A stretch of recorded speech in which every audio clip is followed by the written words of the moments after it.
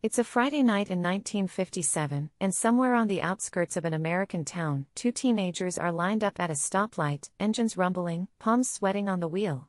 The light turns green. Rubber screams. And half a mile down the road, a police cruiser is already pulling out of a side street, lights flashing, because this scene has played out every single weekend for months, and the town has finally had enough. But here's the twist nobody expects. Instead of just handing out another ticket, the officer pulls both drivers over and says something surprising. He tells them about a place, just a few miles away, where they can do exactly what they just did, as fast as they want, completely legally, with an ambulance on standby and a real finish line waiting for them. That place is a drag strip, and the story of how it got there is one of the strangest, most quietly brilliant public safety experiments in American history. To understand why drag strips started popping up in cornfields and abandoned airfields across the country, you have to understand what was happening on America's streets after the Second World War. Millions of young men came home from the war with two things in surplus: mechanical skills learned on tanks and aircraft, and a taste for speed that had been baked into them by years of military urgency. At the same time, Detroit was rolling out bigger engines, lighter bodies, and a new obsession with horsepower. Put those two forces together, add a generation of teenagers who idolized their older brothers and uncles, and you get a nationwide explosion of street racing that took city planners and police chiefs completely by surprise. The problem wasn't just noise or nuisance. It was genuinely dangerous. Wide, straight suburban boulevards, the kind built for the new post-war housing developments, turned out to be perfect makeshift racetracks. Long sightlines, smooth new asphalt, and almost no traffic at 2 in the morning. Kids would meet up, choose a stretch of road, post a lookout for police, and go. Newspapers from the early 1950s are full of stories about these impromptu races ending in tragedy: a car losing control, clipping a parked vehicle, or worse, hitting a pedestrian who had no idea a quarter-mile sprint was happening on their street. Insurance companies were alarmed. Parents were alarmed. And police departments, who were tasked with stopping something that was, frankly, almost impossible to stop through enforcement alone, were the most alarmed of all. Because here's the thing about trying to police street racing the old-fashioned way. You can hand out tickets, you can impound cars, you can even throw kids in jail for a night, but none of it addresses the actual desire driving the behavior. Young drivers wanted to know how fast their car could go, and more importantly, they wanted to prove it against someone else's car. That competitive urge doesn't disappear because of a citation. It just moves to a different street the following weekend. Police departments in California, where this problem hit hardest and earliest, started to realize they were fighting a losing battle, and a few forward-thinking officers began to ask a different question entirely. What if, instead of trying to eliminate the desire to race, they simply redirected it somewhere safe? This idea didn't come out of nowhere. It had a champion, and his name was C.J. Hart, a former stunt pilot who, along with a couple of partners, opened what's widely considered the first commercial drag strip in the country at an old airstrip in Santa Ana, California, back in 1950. The concept was almost embarrassingly simple once you saw it laid out. Take a long, flat, straight piece of pavement, ideally a decommissioned runway since the country was full of them after the war, mark off a quarter mile, put a timing system at the end, and let people race 2 at a time, 1 lane each, under actual supervision. No oncoming traffic, no pedestrians, no unpredictable intersections. Just a straight shot and a clock. What made this catch on wasn't just that it worked mechanically. It worked politically. Local police departments, who had been the ones chasing these kids through neighborhood streets every weekend, started actively promoting these strips because they saw an almost immediate drop in street racing incidents whenever a legal venue opened nearby. This wasn't a fringe countercultural movement being tolerated by authorities. In a lot of towns, it was the authorities themselves who helped organize it. Police officers would show up at drag strips not to arrest anyone, but to hand out trophies.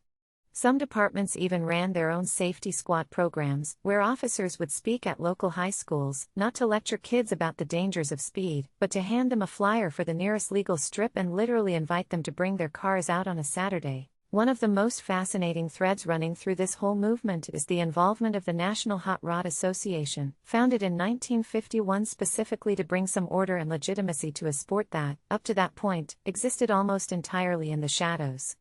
The NHRA's founder, Wally Parks, understood something that a lot of people at the time didn't. He knew that hot rodding and drag racing weren't going away no matter how much some newspapers editorialized against them, so the smartest move wasn't to fight the culture, it was to give it structure. The NHRA started certifying local strips, setting safety standards for things like roll bars and fire extinguishers, and crucially, working directly with police departments and town councils to help them set up sanctioned events.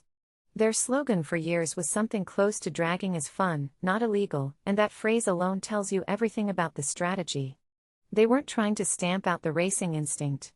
They were trying to give it a legal home, and towns embraced this in ways that feel almost quaint by today's standards. Small municipal airports, many of them barely used since the war ended, became weekend drag strips almost overnight. A town council would look at an underused runway sitting there costing money in upkeep, and realize they could rent it out on Saturday nights to a local car club, charge admission, cover their maintenance costs, and solve their street racing problem all in one move. It was, in a very literal sense, civic problem solving through repurposed infrastructure. Places like Lions Drag Strip in Long Beach, opened in 1955 on land owned by the Lions Club, a civic service organization, of all things, became legendary not just as racing venues but as genuine community safety projects. Lions Drag Strip in particular was founded explicitly with police backing, after officers in the area pushed local leaders to create a legal alternative to the racing happening on Long Beach's streets. The strip's own promotional materials leaned hard into that safety angle, reminding racers that this was a controlled environment specifically built to keep them off public roads. What's remarkable is just how well the data seemed to back this approach up. In multiple towns that opened legal strips during the 1950s, local police reported measurable drops in street racing citations and speed-related accidents within the first year. It wasn't a perfect fix, and plenty of illegal racing continued in places without easy access to a strip, but the correlation was strong enough that it became something of a national model. Civic leaders in one town would hear about the success in another, send someone to visit, and come home convinced that building a drag strip was cheaper and more effective than beefing up traffic patrol. By the late 1950s, there were drag strips scattered across the country, from converted airfields in the Midwest to purpose-built asphalt tracks in the Southeast, and the whole thing had transformed from a fringe experiment into something closer to mainstream suburban recreation. Because that's the other piece of this story that's easy to miss. These strips weren't just about racing. They became genuine community gathering spots, almost like a drive-in theater with engines instead of movies. Families would come out on a Saturday night, not necessarily to race, but to watch. Vendors sold hot dogs and sodas. Local radio stations broadcast live from the strip. Car clubs, which had themselves formed partly as a response to the chaos of street racing, giving young drivers structure, mentorship, and a sense of belonging, would show up in force, proudly displaying cars they'd spent months building in their garages. There was a real sense of civic pride wrapped up in these places. A well-run local strip said something about a town, that it understood its young people, that it was willing to meet a problem with creativity instead of just punishment. Of course, this whole era eventually faded, the way most post-war phenomena did. As land values rose through the 1960s and 70s, those old airfields and open lots became too valuable to keep as weekend racetracks, and many strips closed to make way for housing developments and shopping centers, the very kind of suburban sprawl that had created the street racing problem in the first place. Insurance costs climbed. Safety regulations tightened in ways that made small, informally run strips harder to sustain. And as muscle cars gave way to a very different automotive culture in the following decades, the particular urgency that had driven this whole movement, that specific collision of post-war horsepower and post-war suburban boredom, simply faded into history. But for a couple of decades, this was one of the more overlooked success stories in American civic life.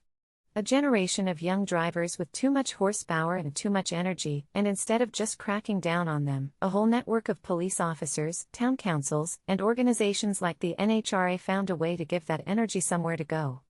It wasn't perfect, and it certainly didn't end street racing entirely, but it stands as a genuinely creative answer to a problem that a lot of towns could have just as easily tried to solve with nothing but tickets and roadblocks.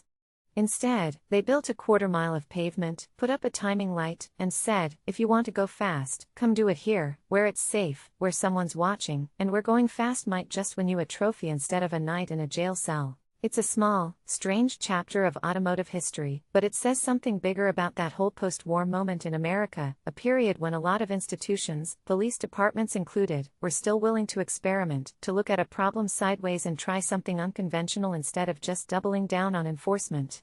The suburban drag strip wasn't just a racetrack.